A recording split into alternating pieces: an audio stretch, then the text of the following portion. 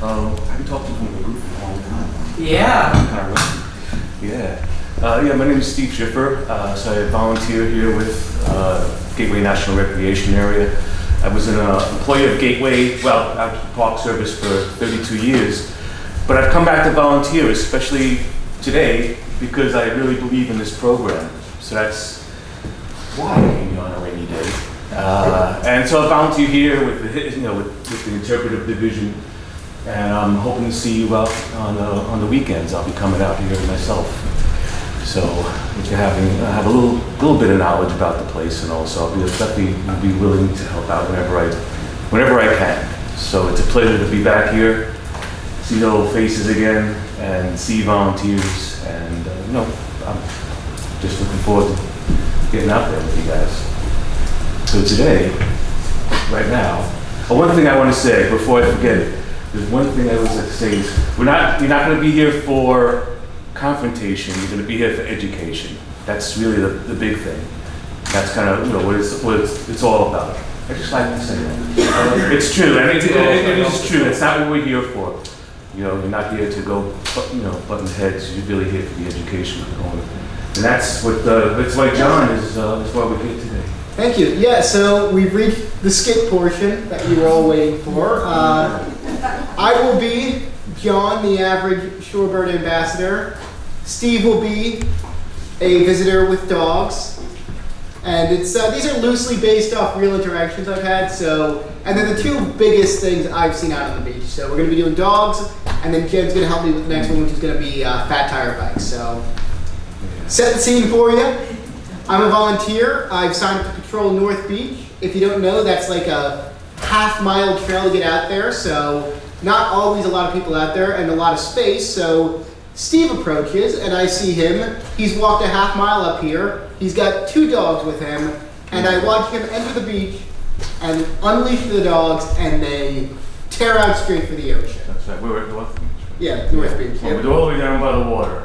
Yep, and Here I come. I didn't catch him. I didn't catch him on the way in. So. So here I am, unleashing them, of course, and I'm like, just go, have a great time.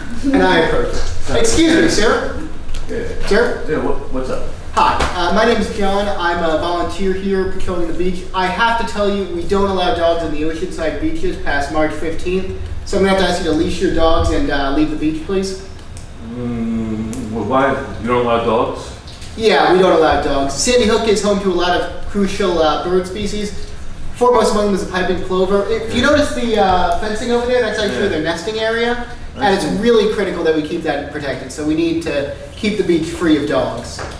Okay. Well, the thing is that you talk about the nesting area about up there, right? My dogs are down here. We're playing in the water, so we're nowhere near the nesting area. I'll keep them down here. I'll keep them out of trouble. Right. So dogs anywhere on the beach are considered a hazard, and the intertidal zone where the dogs are playing right now is actually where the piping plovers feed. And if they see a dog there, if they even hear a dog there, they could abandon it for days, and that's a critical feeding area for them. So I'm afraid you just have to leash up. We do allow dogs at other locations. Yeah. You can take them to the bike trail, to any of the bayside beaches, all of Fort Hancock. They will need to be on a leash though, but the rest of the hook is open to you, just not the oceanside beaches.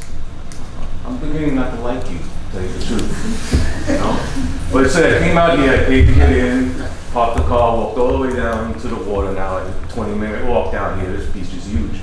So now you're telling me to just pack up and go. Is that basically what it is? I understand it's an inconvenience, sir, and I'm sorry, but these are the rules. Dogs are a serious disruptor to the wildlife we're trying to protect, and we're just trying to do our best to minimize the damage. I'll leash them. That makes, I'll put them on a leash. Thank you, sir. Yeah, okay. All right, don't worry about it. All right, okay. Thank you. And let's say now Steve's left, it's been a positive interaction, and maybe another visitor's come up and asked me a question about where to get some refreshments. And maybe it's the weekend, so I tell him McFly's is open, and it's only lasts about a minute, and I turn back, and surprised to see, I'm not sure what he's doing, but surprised to see, let's say Steve hasn't leashed his dogs, he's just moved them further down the beach, and they are still running rampant. So now I have to once again approach him. Excuse me, sir. Yeah, what's up? I really need you. Yes, Talk before. I really need you to leash your dogs and leave the beach. They're not allowed anywhere on the ocean side. All right. I told you I would. I'm gonna be leashing them. I'm leashing them right now. Come on, come back. Don't worry about it this time. I'm leashing. I'm really gonna go this time. All right. So let's like pause the scenario here for a second. So Steve's given me his word that he's gonna leash these dogs, but clearly I can't trust him. But if I keep pushing him, well, he might get upset. So what now is the best way to do? How should we handle this? If we're thinking about slow, what's the next thing to do? Call law enforcement. Yep. Walk away. I've done it. I have. Because I already said I don't like you. Right. He's already said Where we it. going from here?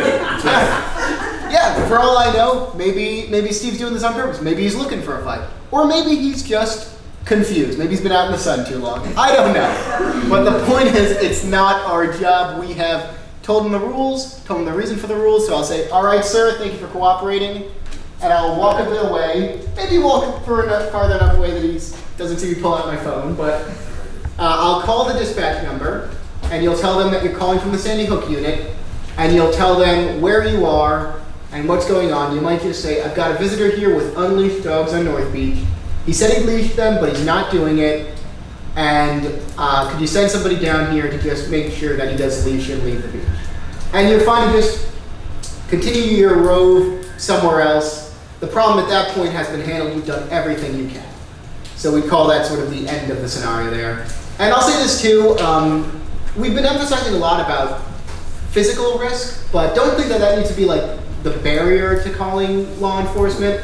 I once went out on Sea Beach and there were these two women lounging with their like terrier right on the beach, and I told them, dogs aren't allowed, I need to leave, and they said okay, and they stared directly at me. And I mean, you know, I look like I'm 20, I'm wearing a polo shirt and a lanyard. I'm not the biggest authority source, so I just leave and then I call dispatch and I let one of our LEOs in the uniform with all the authority that comes with that tell them, you have to leave. That's kind of the way we would want that to be handled. All right, and Jen, if you want to come over, we'll do the second one. Sure. I don't know my part as well as he does. So. Steve's studied. Classically trained. We can't. All right. So, yes, thank you. Thank you. I assume that was for my joke and not for Sue. But all right. So, second scenario. Once again, I'm John, the volunteer. Today, I've signed up to rove Sea Beach, which is the first of the lifeguard beaches. And I am walking, and I see Jen riding in. She's riding a fat tire bike, if you've seen sort of like the off-roading ones, right along the shoreline, right along that intertidal zone where the piping plovers nest. And I flag her down because she's coming toward me to get her attention. Miss, excuse me? Yes. Hi, my name's John. I'm a volunteer working with the park. Bikes are not allowed on the Oceanside beach. I need you to leave the beach. But I'm riding my bicycle. What's the big deal? Why can't I ride my bike along the beach?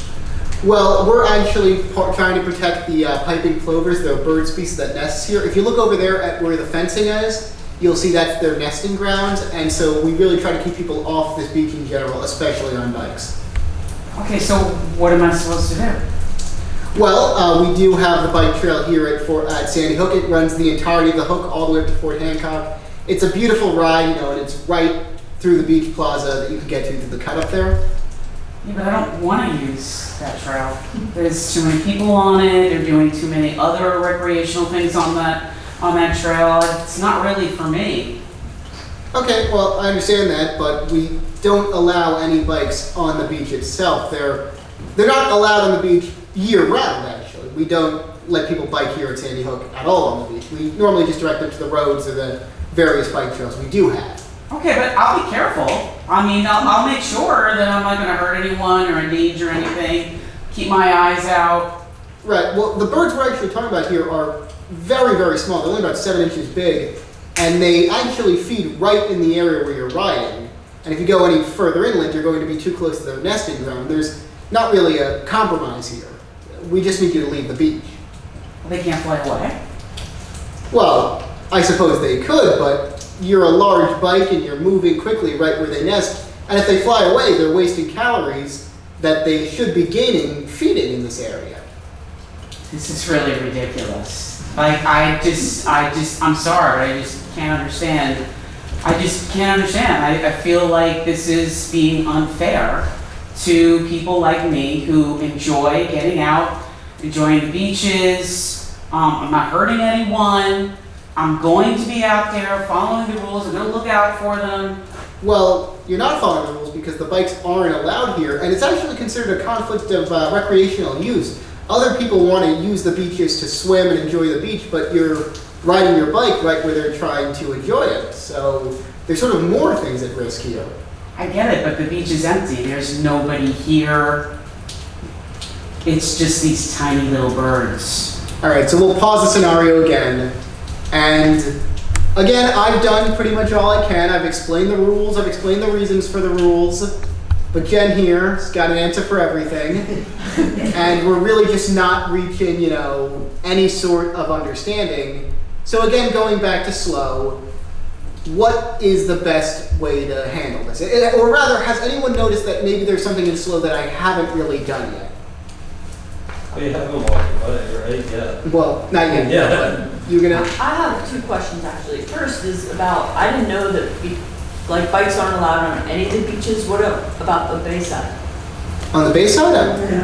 I don't. No. Yeah, I don't think you'd really be able to ride. I was gonna say, I don't think you really can. There's too many things that would interfere with the bike ride, with the bike ride itself, just because of things washing up on shore and the Bayside really shifts day to day with the yeah, tides. it does. The tides and things like that. You don't have as much beach on the Bayside as you do on certain areas on the ocean side. So no, they don't allow it. Something somebody asked me is, so the oceanside beaches, when it goes to the Bayside, is it all there too? Is it all up to Coast Guard Beach all the way around?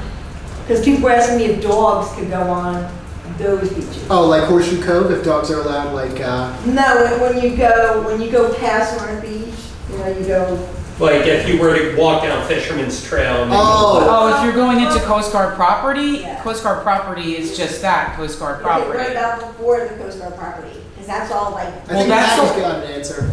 Well, so first of all, they can't walk down Fisherman's Trail with their dog. Okay. So they can't get there because Coast Guard property is not ours. And so folks should understand that. When you go down Fisherman's Trail, our property is to the right, Coast Guard is to the left. We do bird monitoring and fencing there, but we can't do. Okay, somebody asked me that But yeah, question. but they can't be on Fisherman's Trail. So if they have a way to magically teleport themselves, then that probably would be okay. But to get there, they have to go on our property.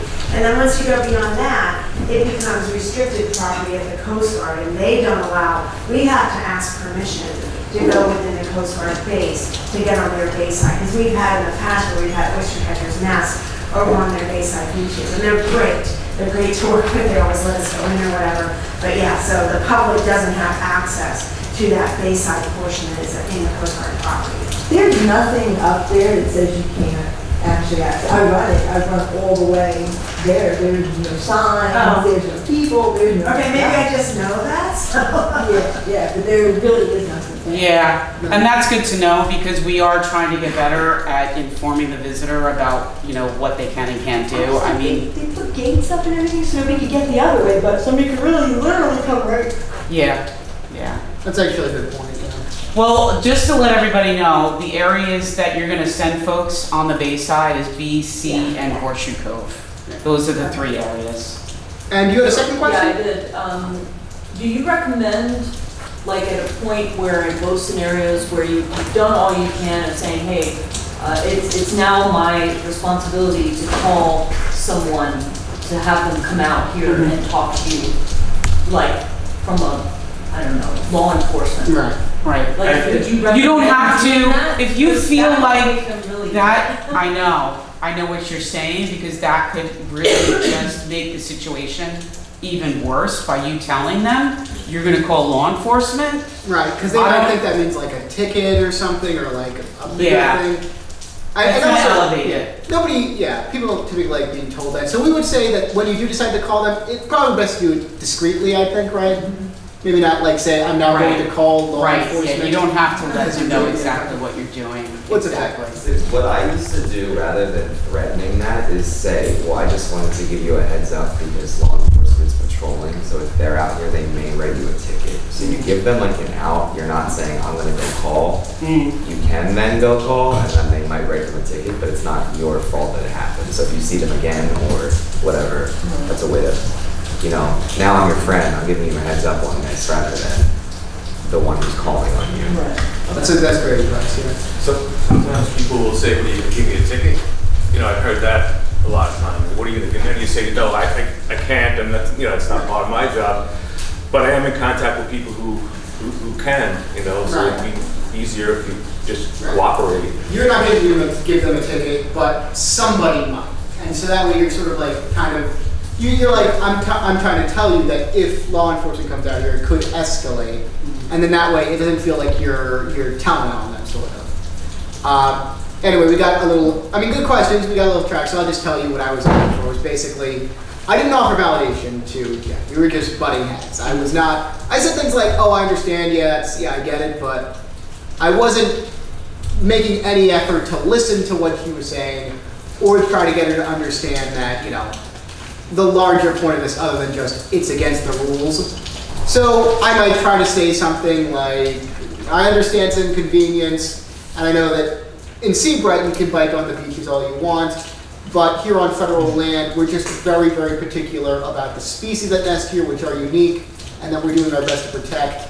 And, it's also a bit of a safety hazard. I can see you've got a good handle on your bike, but there can still be some driftwood, there could be a rock, there could be litter that could possibly trip you up, and it's just safer for everybody if we use the trails, which the park's done a lot of work to maintain and make as accessible and as beautiful as they do. Okay, I'll just go right back to Seabright then. It's not 100% successful, but you know what? Nobody's angry at me. So that makes it a successful scenario. The problem with Seabright is there is access between Seabright and our park. And people are coming in from Seabright beaches. In fact, it might be a good time to show one of our, the overview. which is the closest one. I'll try to see the one that says feet. Yeah. It's also a problem too, because these are sort of like the closest beaches, and they're some of the most important areas for the nesting plovers, and they're also the unguarded beaches that have the access from Seabright, which is why we also want people kind of patrolling these areas as well, because that's where you get a lot of people who are unintentionally breaking the rules and causing damage, really without even totally knowing it. And I want to emphasize as well that you can't predict who's going through what any day or where conflict might come from, but I've been out there on the beaches, and 9 times out of 10, people comply. Like, you meet a lot of dog walkers, and they're just so happen to be leaving the path the moment you speak to them. They're like, yeah, I'm already on my way out. And it might be that you talk to somebody and they go to a different beach. It might be that they wait for you to leave, and you gotta understand, we really want to protect these shorebirds, but you can't control everybody. We can do our best to mitigate it, but, end of the day, some people will slip through the net. We just got to be okay with that. That was everything I had. Yeah, that's great. Good scenarios. Thanks, guys. I think what we want to do next is to share